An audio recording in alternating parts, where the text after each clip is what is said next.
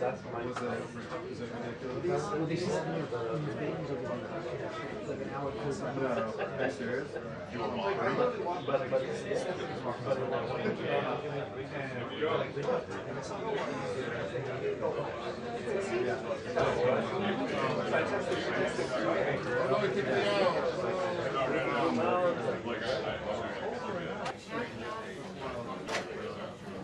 But they finally recorded it today.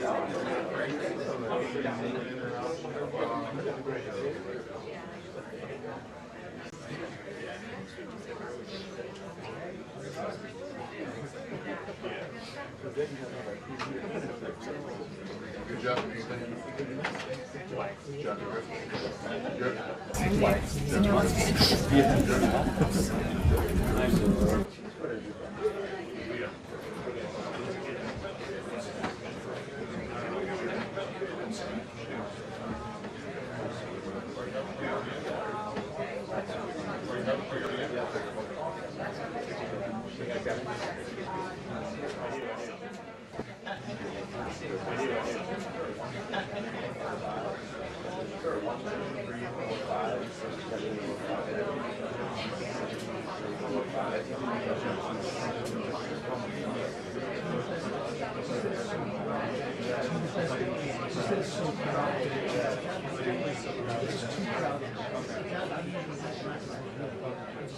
So I usually not try this.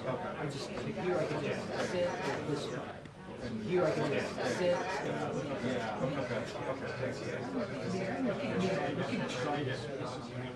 Yeah, I know. I just want to vertical. It's just you can do it. It's just that leg.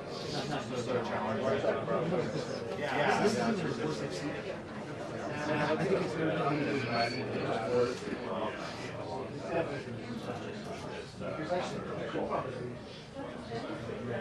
what's that?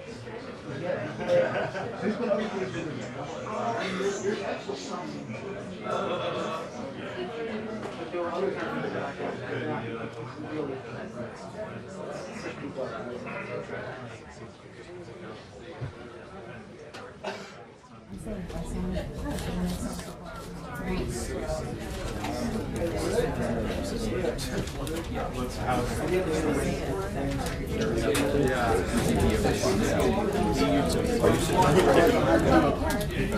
I get next to you. Well, they don't use that part.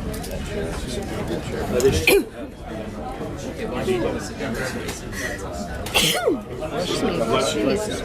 Thank you.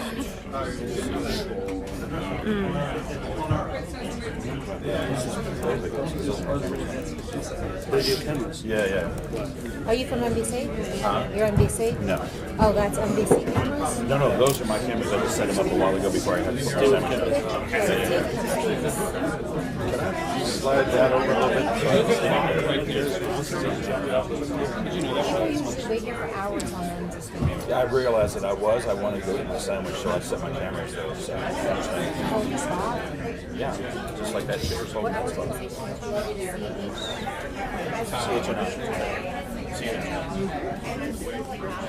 Hello, how are you? Excellent, how are you? It's perhaps space for perhaps space for stools. It's very tight. Yeah, I think it's space for stools.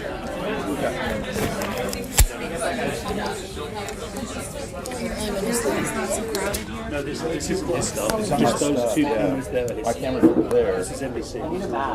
But those are just his cameras, those two steel cameras there. Yeah.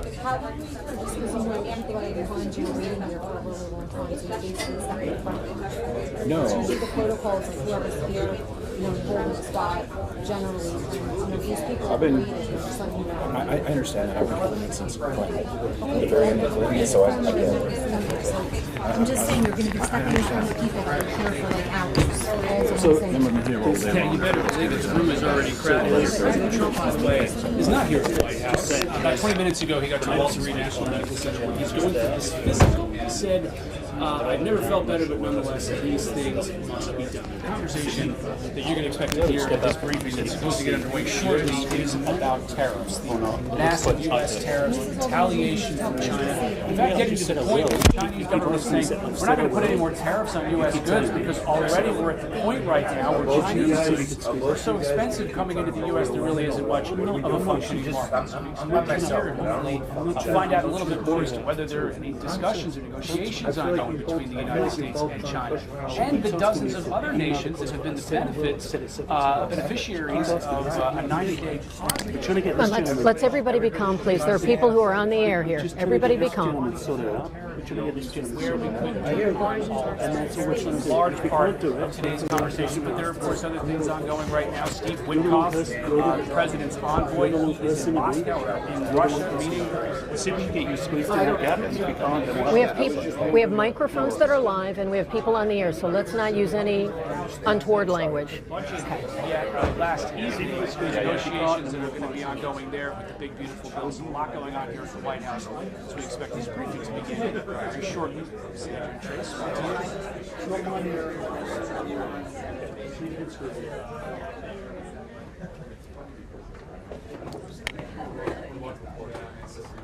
Well, Brown, the question is, which country is going absolutely. to win And first? a question as to how much of those negotiations ongoing in Russia right now have to do with the freeze in Ukraine. There's growing skepticism within the administration on Russia's willingness to do that freeze there. The United States and Russia continue talking about some other issues, particularly opening up different embassies and consulates that had closed as the U.S. and Russian relationship had deteriorated over the years. So those conversations have been ongoing between the administration, but the real difficult ones, how they're going to end that war in Ukraine, that's been sticky. How people are feeling, how people are sort of viewing the prices of everyday goods. So going into what is going to be an extended 3-month period of dealing with other countries to really lift the pause on the sweeping tariff plan. The question is, what happens with China? That is hanging over all of this. But the White House certainly is answering those questions as well. The president is heading to Walter Reed. He's just arrived there a short time ago for his first physical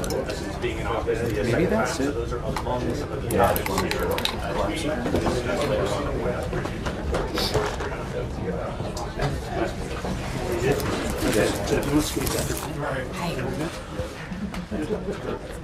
Make a hole. Yeah, thank you.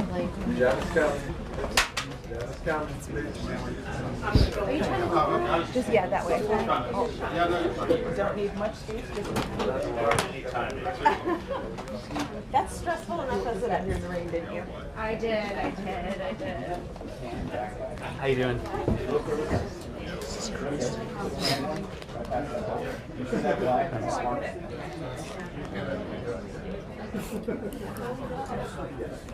Okay.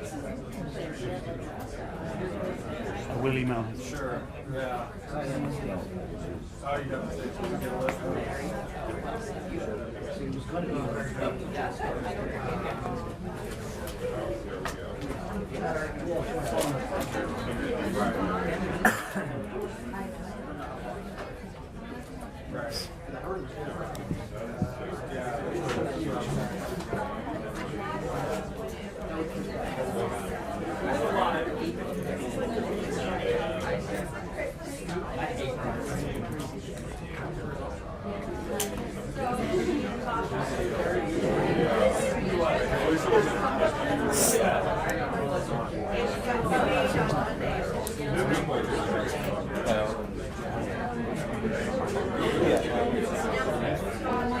Okay, don't drop it on my head.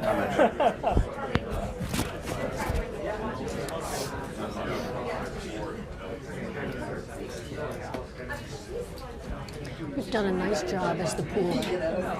Appreciate it.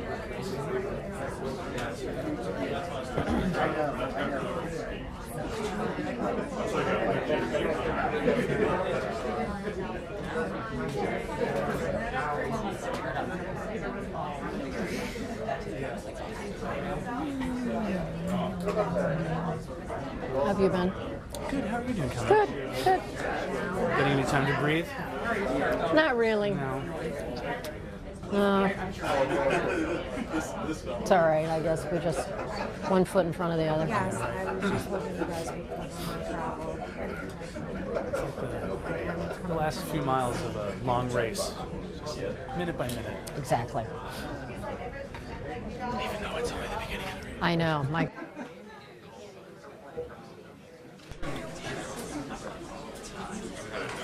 See, so I don't do the same cuts that you do.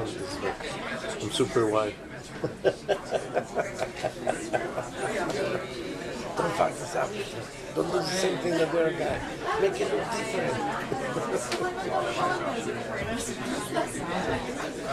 It's amazing this app, though. Amazing. Tony, you're hired. You know, little pound. He's a professional. This is what the travel for. Travel 6. That they're up. No, maybe standing down. That's it. It's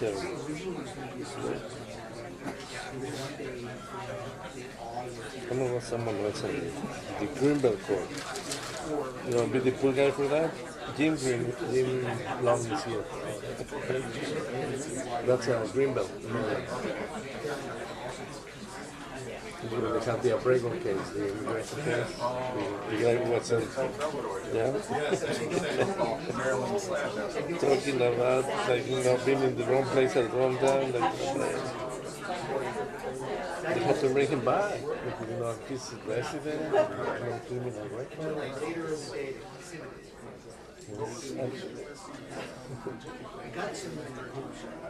No, they make a clerical error, so meaning like, the last name was different, They were looking for Ramirez, not Rodriguez, so it was like a letter, so they pick up Rodriguez and not Ramirez, like, oh God, they got the wrong guy.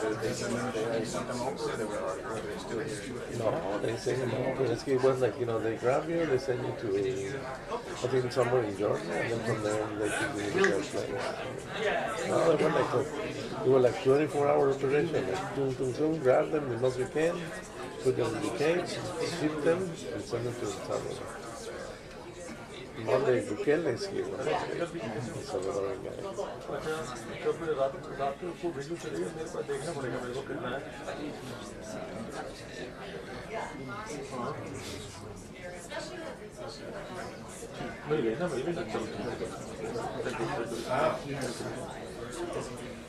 You just read.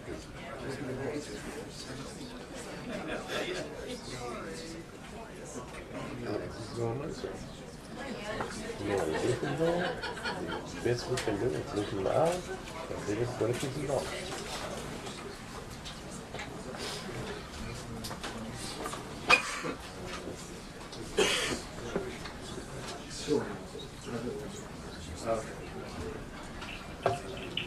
Warning, 2 minutes.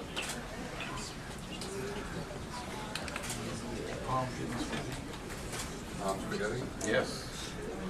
I didn't realize that the restaurant we talked about. There's a what? It's a real restaurant. What?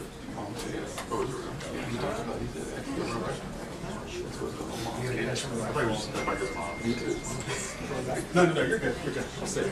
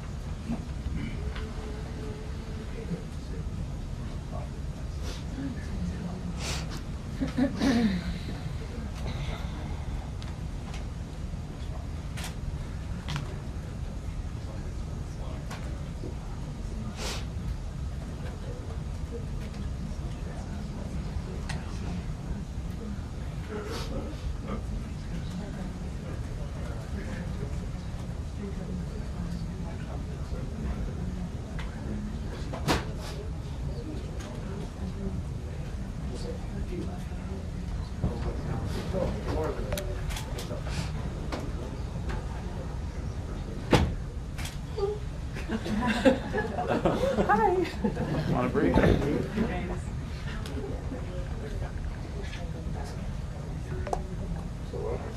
how you doing, brother? I guess that's been a little bit.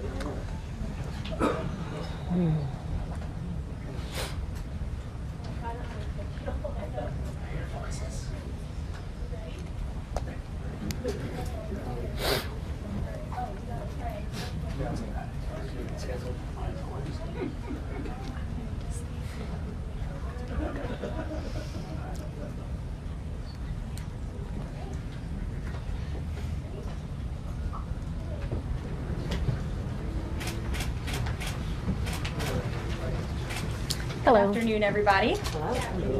Happy Friday.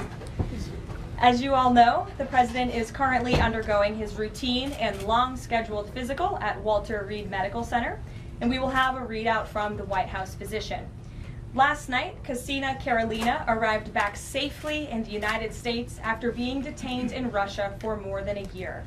Since Inauguration Day, President Trump and his team have secured the release of more than 40 detained Americans abroad. This is more than half of the number of Americans released by Joe Biden in 4 years, and President Trump has brought these Americans home in 80 days. This administration will continue to work hard to bring Americans home from around the world. As I've said before, and I will say it again today, everybody in this room has access to the most transparent and accessible president in American history. The cabinet meeting yesterday was further proof. President Trump asked each secretary to provide an update to all of you in the media on the critical work they are doing at their respective agencies to deliver on his agenda. And according to new reporting from the Washington Times, who I believe is in this room today, President Trump answered nearly 100 questions from the press, all of you, during his first 3 open press cabinet meetings this year. That's nearly 20 times the number answered by Joe Biden in cabinet meetings during his entire 4 years in office. In more excellent economic news that was released yesterday, the Consumer Price Index report showed inflation fell to 2.4% in March, smashing expectations for the second straight month in a row. This marked the first drop in consumer prices dating all the way back to the COVID pandemic.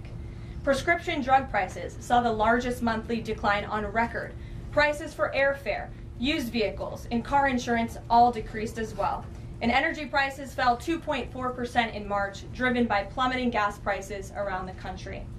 Also yesterday, House Republicans answered President Trump's call to move forward the budget resolution and officially set the stage for the passage of one big, beautiful bill. The American economy will boom after this bill is passed and the rest of the president's pro-growth agenda goes into effect. The largest tax cuts and deregulation in history, coupled with our energy industry unleashed and renegotiated trade agreements that put America first, are the ultimate formula to usher in the golden age of America. On that note, more than 75 countries have now reached out to the Trump administration, eager to address the trade issues that have exploited America and hurt our workers in the process. The phones have been ringing off the hook to make deals, and these countries wisely heeded President Trump's warning not to retaliate, and as a result, they were rewarded with a 90-day pause and substantially lower reciprocal tariff rates during this period so potential solutions can be achieved.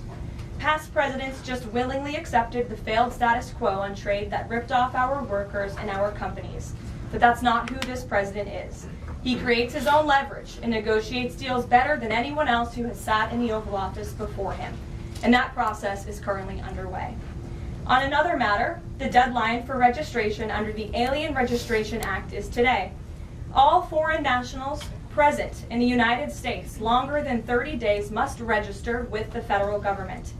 Failure to comply with this is a crime, punishable by fines, imprisonment, or both.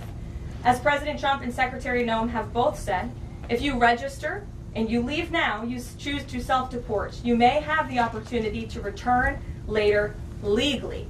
But if not, you will be arrested, fined, deported, never to return to our country again. The Trump administration will continue to enforce our nation's immigration laws. We will not pick and choose which laws to enforce. We must know who is in our country for the safety and the security of our homeland and for all American citizens. I also have a note from the First Lady to share with you on this Friday. On Tuesday this week, First Lady Melania Trump celebrated the advancement of the Take It Down Act in the House Energy and Commerce Committee. The important legislation passed the committee with bipartisan support, and as you may remember, the President talked about this bill in his address to a joint session of Congress last month. The First Lady remains dedicated to her championing child well-being, ensuring that every young person can thrive, and of course, championing her Be Best agenda. We urge Congress to swiftly pass this important legislation. Here in our new media seat today, we have Jordan Berman. Jordan is a social media content creator and influencer and a lawyer who grew up following breaking down the news from a neutral perspective. Jordan is the host of her own podcast called Unbiased Politics, where she dissects the top stories from the week from a legal perspective. Jordan focuses on bringing back real journalism from a nonpartisan perspective and has mastered explaining complex legal decisions to a mass audience in the short-form context. Her two biggest platforms are TikTok and Instagram, where she has roughly 500,000 followers on each.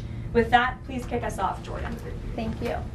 As you know, yesterday the House passed the SAVE Act, and many married women, soon-to-be married women, are concerned that the new voter ID requirements may inhibit their access to the polls. What assurances can you give women voters in America to ease their concerns? Sure. Well, the SAVE Act, as you mentioned, was passed by the House yesterday. This is the Safeguard American Voter Eligibility Act. I believe I'm getting that correct.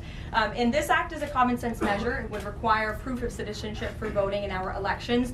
The Democrats have been fear-mongering about this bill, have been saying that married women, if their name has changed, they didn't change it on their identification, would not be able to vote. That is complete fallacy. There are outlined in the bill about how to avoid that. The president very much supports a common sense solution to ensuring that only citizens can engage in our elections. This is critical to improving the integrity of our elections and also the trust that American citizens need to have in our electoral process. So the president supports this bill, and that is a myth that has been proven wrong by the text of this bill, and I believe some of the co-sponsors of the bill have been very vocal in addressing that. And certainly I myself, as a married woman, would not stand before this podium if their president did not support such a common sense measure. Thank you. For my next question, I actually want to give a voice to the American people. I sourced a question from one of my listeners. Her name is Bryn. She is from Oregon. And she asked, what, if any, plans do you have, the administration, for the money that will be generated by tariffs imposed on foreign goods? How will the administration facilitate the development of American industries when many critical components, labor, parts, etc., are much cheaper and more feasible from foreign entities? It's a great question from your listener, and I want to thank her for submitting it to you to ask. That's the part of the new media seat is so that everyday Americans across the country have a voice in this room. So thank you again for being here. Thanks for the question.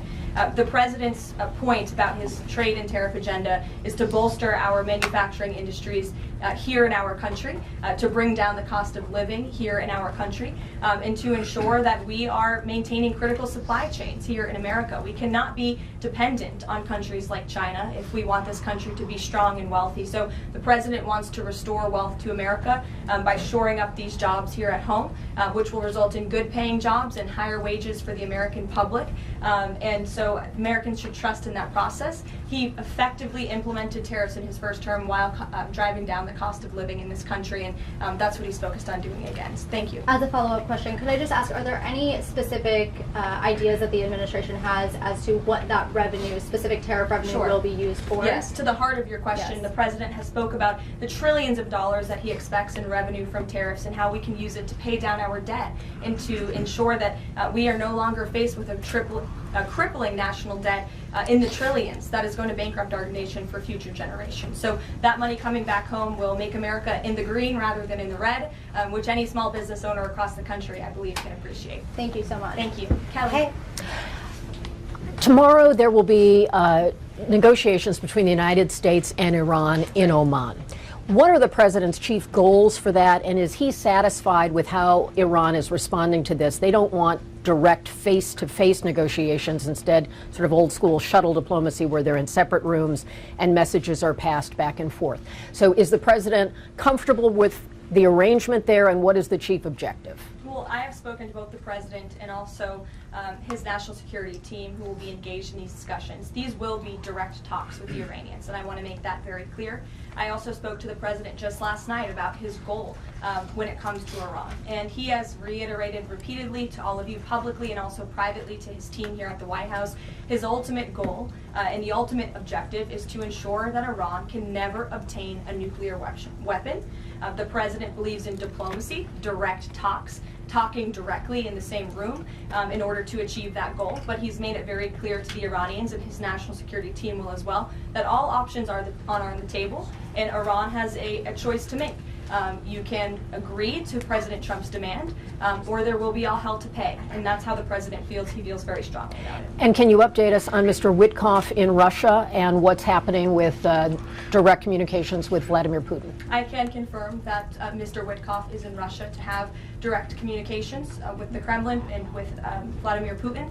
This is another step in the negotiating process towards a ceasefire and an ultimate peace deal in Russia and Ukraine. As these negotiations are ongoing, I obviously will not get ahead of the President or his team, but I think the President has been quite clear that he's been continually frustrated with both sides of this conflict, and he wants to see this fighting end. He wants the war to end. We believe we have leverage in negotiating a deal, to a peace deal, and we're going to use that leverage, and the President is determined to see this through. Sure. Thanks, Caroline. President Trump has said China wants to make a deal on tariffs. The President says he has a great relationship with Chinese President Xi. He's willing to speak with him directly. Why doesn't the President just pick up the phone and get this ball going?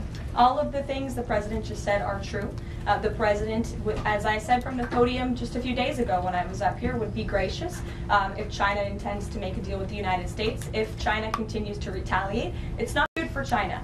The United States of America is the strongest, best economy in the world, as evidenced by the more than 75 countries who have called the administration immediately to cut good deals. So the President wants to do what's right for the American people. He wants to see fair trade practices around the globe. and that's his intention and his goal. So is he waiting for China to make the first move here? I'm not going to comment on communications that are happening or may not be happening, or either way. We'll leave it to our national security team to get these discussions underway. And as always, in the effort of transparency, we will provide updates moving forward. But the president has made it very clear he's open to a deal with China. Why is he optimistic that China's going to make a deal or wants to make a deal? If they're not talking, where's that optimism? He's optimistic.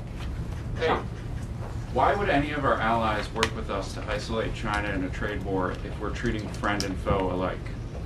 You'll have to talk to our allies who are reaching out to us. The phones are ringing off of the hooks. They've made it very clear they need the United States of America. They need our markets. They need our consumer base. You saw Prime Minister Benjamin Netanyahu in the Oval Office with the president saying that he was going to bring down all of their monetary tariffs and their non-monetary tariff trade barriers as well. We've heard from South Korea. We've heard from Japan. The president has spoken to Vietnam. We have Italy coming to the White House next week. There's a reason for that, Sean, and it's because they need the United States of America and our business model and our markets to survive, and the president is using that leverage to our advantage. Michael. Hey, thank you, Caroline. Two-part question. China, Beijing says it will simply ignore any further tariff escalations from the U.S. Does President Trump see this as China backing down? And as a follow-up to that, what do you say to people like Shark Tank's Kevin O'Leary who say, you guys simply haven't tariffed China enough? Look, the tariff rate on China remains where it was yesterday, at the 145% level. The president made it very clear when the United States is punched, he will punch back harder, and he hopes to make a deal that benefits the American worker and our companies that have been ripped off for far too long, and he's finally taking bold and courageous action to do that. You know, taking on China is, in the terms of trade and tariffs, is something that both Democrats and Republicans alike have spoken about for decades. President Trump is finally doing it. Caroline, real quick, the president of El Salvador is coming to the White House on Monday. Does President Trump want him to bring Kilmar Abrego Garcia with him? The Supreme Court made their ruling last night very clear that it's the administration's responsibility to facilitate the return, not to effectuate the return. I believe the Department of Justice just filed another brief in the lower court. I would defer you to that for any updates. But as you mentioned, President Bukele will be here at the White House on Monday to talk about the cooperation that is at an all-time high. And we very much appreciate President Bukele and El Salvador's cooperation and the repatriation of El Salvadorian gang members who the previous administration allowed to infiltrate our country. Sure. Thank you very much, Caroline. The president spoke quite highly of the great relationship that he has with the Turkish president. We know that the president might be heading off to the Middle East very soon. Is he planning to meet with the Turkish president, either here in the White House or in Turkey? Any plans? I don't have any details about the president's overseas trip other than to say he was surely going to Saudi Arabia. There could be more countries as part of that trip. We're working on the details, and as I've said repeatedly, we will provide the details of that trip as soon as possible. A trip to Turkey, or his invitation to the Turkish president, is it under consideration? I'm not going to comment on the details of the trip, but once they're confirmed, I will certainly let you all know. Yes, Stephen. Thank you, Caroline. I'd like to ask you about presidential health and also about tariffs. On presidential health, are there plans for the president's physician to come here and take our questions? And also, President Trump repeatedly makes remarks about the former president's health. Is he considering using his executive powers to bring any greater transparency there? As I have said, the president is undergoing his long-scheduled physical. It's a yearly physical that every president receives, and we will provide an update on that by the president's physician as soon as we possibly can. And about the former president and transparency regarding his health, are there... Well, I can tell you there was certainly a lack of transparency from the former president, from the entire former administration, and frankly, a lot of people in this room when it came to the health and the competence of the former president of the United States, Joe Biden. There was one of the greatest cover-ups and frankly political scandals this nation has ever seen. It's been unraveled in some recent books that are being written by journalists who engaged in that cover-up and scandal, which is quite ironic. But this president is clearly committed to transparency. You in this room see him and hear from him on a daily basis. You in this room know from covering him, it's hard to keep up with him. He is a machine working around the clock every single day. And the physician, after today's physical, will provide an update on the report in the effort of transparency. If I could ask about tariffs, there have been big swings this week in the Treasury bond yields. There's a theory that it might be because of China dumping he uses leverage, driving up costs for U.S. loans like mortgages. Does the White House have evidence that this is in fact a result of Chinese dumping, and if so, is there a message on that? Not to my knowledge, but I would check in with the Treasury Department on that. I can tell you, I know our Secretary of Treasury, Scott Bessent, is keeping a very close eye on the bond market. He spoke about it at the White House this week, and I know he's keeping his eyes on it day to day. Ed. Thanks. Thank you, Karoline. So the administration, I have an administration source who's telling me that we're weeks away from the first deal with the country over tariffs. Where is the administration? How soon can we see that? And what country is that? I won't reveal or get ahead of our trade team as these negotiations are obviously ongoing, but I can tell you very good progress has been made. Jameson Greer was on television this morning and I spoke to him, and he confirmed that more than 15 offers are already on the table, which is remarkable in just a mere matter of days. And as I said earlier, we've heard from more than 75 countries around the world. This is a team effort. The president has a team of great, brilliant advisors who have been with him every step of the way, and all of them will be divvying up the workload. And I just want to give the president and his trade team credit for taking this on. This is a massive undertaking. There's no doubt about it. We take it very seriously. The president is determined to renegotiate global trade on behalf of American workers. And again, you've seen people on both sides of the aisles calling for this for years, but I think no other president lacked the courage or maybe the work ethic or the stamina to take on such a task. And I know there were some questions about the president's delayed departure earlier to Walter Reed. I'd like to address it was because he was working on this very issue, so he was running a bit behind this morning. On the 90-day pause, what would the president need to see in order to extend that 90-day pause for countries on tariffs? Well, I think the president addressed this yesterday when he said he's hoping that there will be good deals made before the 90 days is up, and we will cut those deals as soon as we possibly can, country by country, tailor-made deals for each and every country as they all propose unique challenges and unique assets to each country, advantages rather, and when that 90-day mark hits, the president will make that decision. One more, if I could, on a different subject. So a bird earlier attacked my colleague Peter Doocy during a live shot at I'm wondering the White if House. that's why Peter is absent in the seat. Is he doing okay? He's recovering. Has anyone checked on him? HIPAA laws are recovering. Is anyone looking into that incident? I could check in with GSA to see if anybody here is looking into it. I also understand there was a mouse in the briefing room earlier today, so I'm hoping somebody checked in on that, as I'm hoping it doesn't run up here and distract me. That would be a good way for all of you to distract me. That's been happening for years. Yeah, that's Run up here. Nothing new there. So I'll get an answer for you on that, out of respect for our good friend Peter. Jeff. Why is American consumer confidence so low? Look, I think there's a great optimism in this economy, great optimism for the American people, a lot of reason for people to feel optimistic. The president is, as I just said, trying to renegotiate the global trade agenda that has ripped off the American people for far too long. As he said, this is going to be a period of transition. He wants consumers to trust in him, and they should trust in him. Look at what he did in his first term. And I just want to reiterate all the reasons to be confident since you asked, Jeff. For those watching at home, yesterday the CPI report, inflation declined massively. Consumer prices are dropping for the first time in years. Energy prices are down. In fact, oil prices are down 20% since this president took office.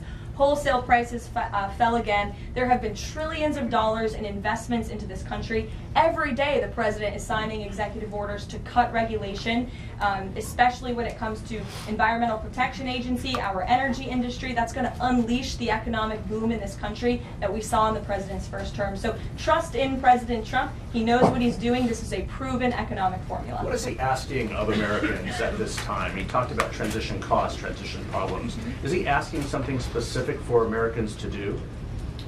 No, I think the president is asking for Americans trust in Trump, as I just said, trust in his economic agenda and formula. It's a proven formula that works. And by the way, clearly American people do in fact trust him because they did just overwhelmingly elect him to this office. Jennifer.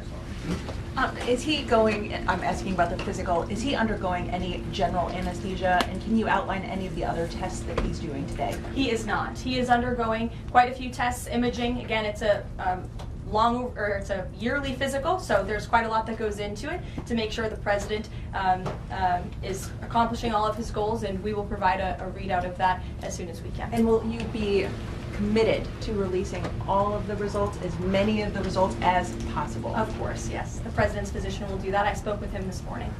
Karoline, will you guys also consider releasing the president's fitness plan? He actually looks healthier than ever before. Healthier than he did 8 years ago, and I'm sure everybody in this room could agree. Is he working out with Bobby Kennedy? And is he eating less McDonald's? I can confirm the president is in very good shape, as you see, on a near daily basis here. And in that vein, thank God it's Friday. It's been a very long and busy week here at the White House. We will see you all on Monday, and we will release the results of that report as soon as we can. Have a great weekend, everybody. Thank you. Have a great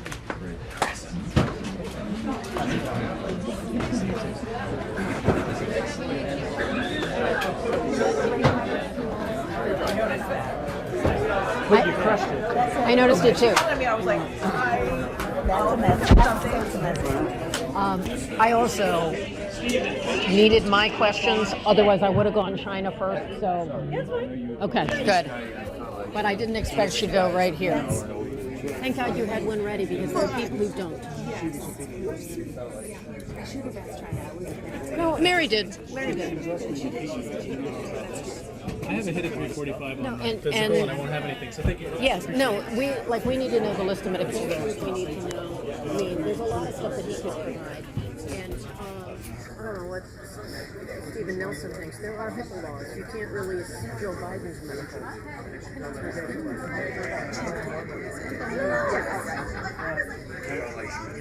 Not to mention, if I hear one more time that we committed some cover-up, absolutely false. And you know, there's just nothing you can say. It's just not true. If I had had any information about actual, this might be I reported on it because he was having problems with and so he was using the CPAP machine I mean, it's not like